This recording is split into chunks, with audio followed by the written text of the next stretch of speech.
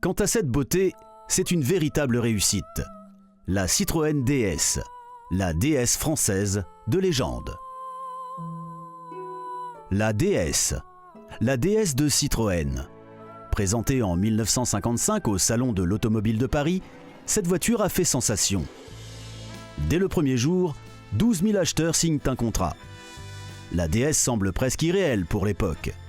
En tant que première berline, elle est équipée de freins à disque et d'une suspension hydropneumatique. Et ses courbes, tout simplement divines. Dans un processus de développement long, Flaminio Bertoni, le designer en chef de chez Citroën, crée la forme finale du nouveau produit phare de la marque, aérodynamique et de caractère.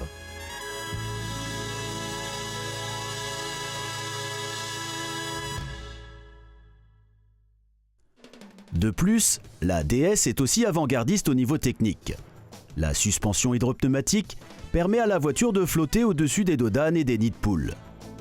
Rolls-Royce et Mercedes-Benz acquerront plus tard une licence pour le brevet Citroën.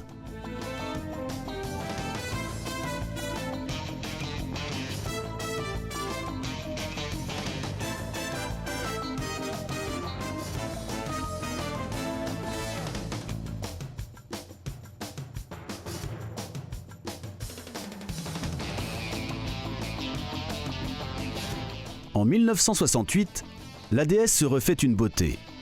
Maintenant, 4 phares carénés sont intégrés dans les ailes avant. Le summum, les optiques intérieures sont reliées par un câble au mécanisme de direction. C'est ainsi que Citroën développe la commande directionnelle des phares secondaires.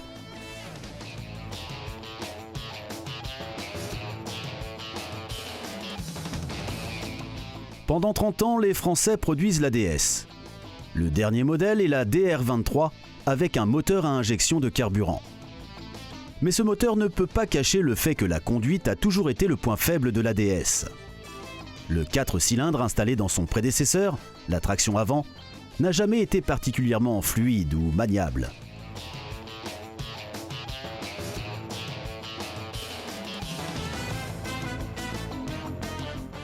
Néanmoins, même après 50 ans, la DS offre toujours des courbes fascinantes et l'un des châssis les plus confortables de l'histoire automobile.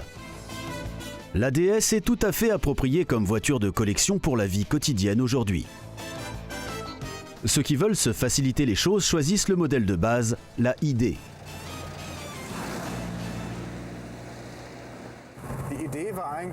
L'idée, c'était qu'en fait, on peut construire une voiture qui n'est pas aussi complexe que la DS et ainsi satisfaire les clients qui appréciaient la robustesse de la traction avant.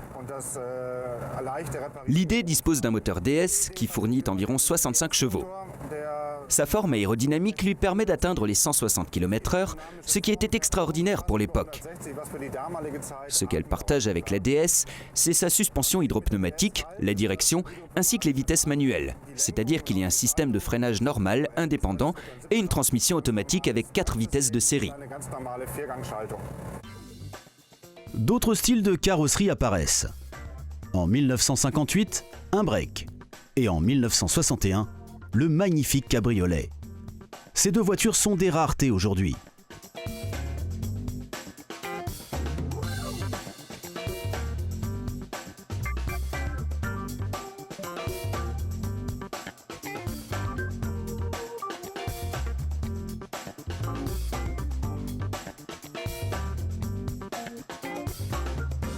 Le propriétaire du cabriolet est Dirk Sassen de Düsseldorf.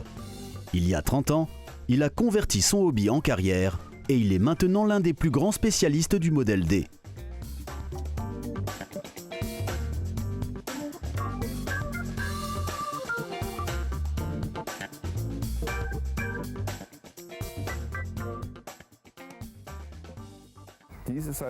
Il s'agit d'une rare DS cabriolet construite en 1968 et cette version de la voiture n'a été construite que seulement 1300 fois.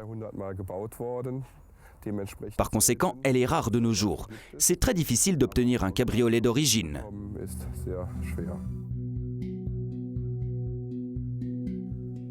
Citroën construit de nouveaux cabriolets à partir de 1961 jusqu'en 1969. L'empattement extrêmement long de 3,12 m est identique pour tous les modèles de la gamme D. Son petit train arrière chromé est intemporel. Pour un cabriolet, son coffre est immense.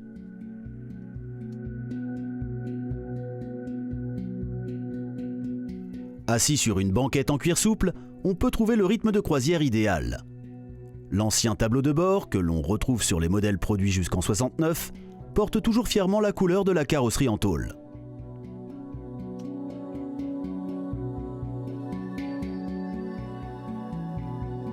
La conduite, un carburateur de 2,3 litres à 4 cylindres en ligne, délivre 110 chevaux.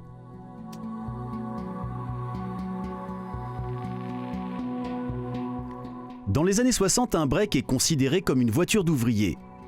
Beaucoup des breaks DS disparaissent rapidement et sont de véritables raretés aujourd'hui.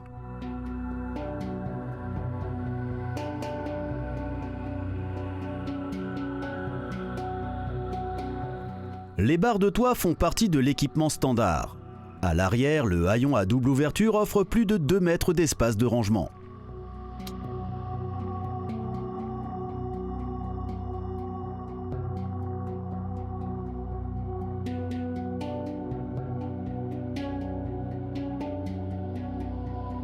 À partir de 1969, le tableau de bord comporte 3 instruments de forme ronde.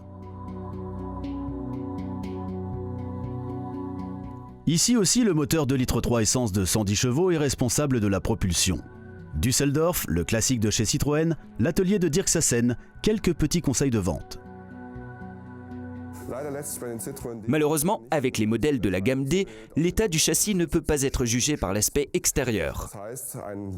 Un modèle D, qui fait bonne impression visuellement, peut avoir de la rouille sur le châssis car vous ne pouvez pas facilement reconnaître ses faiblesses. Le coffre est souvent, malheureusement, un véritable marécage, et c'est pour ça que les voitures rouillent tout particulièrement à l'arrière et que c'est relativement difficile à voir. La zone située entre le plancher du coffre et le réservoir est trompeuse.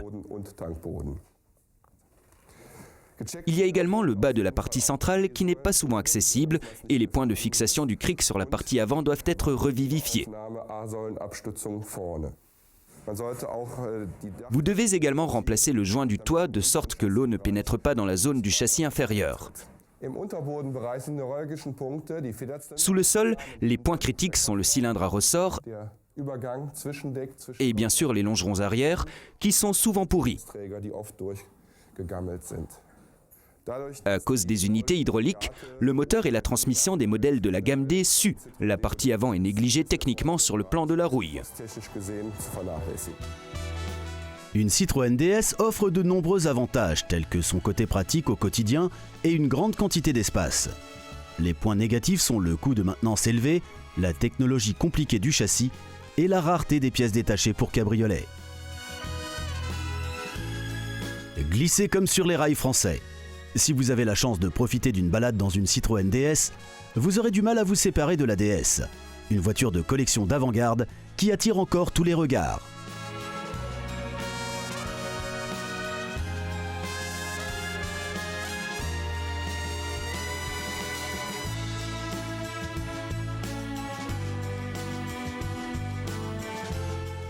Bien que la Porsche Type 64 représente la forme aérodynamique ronde des années 30, les courbes de la DS montrent la transition de l'aérodynamique dans l'ère moderne de l'automobile.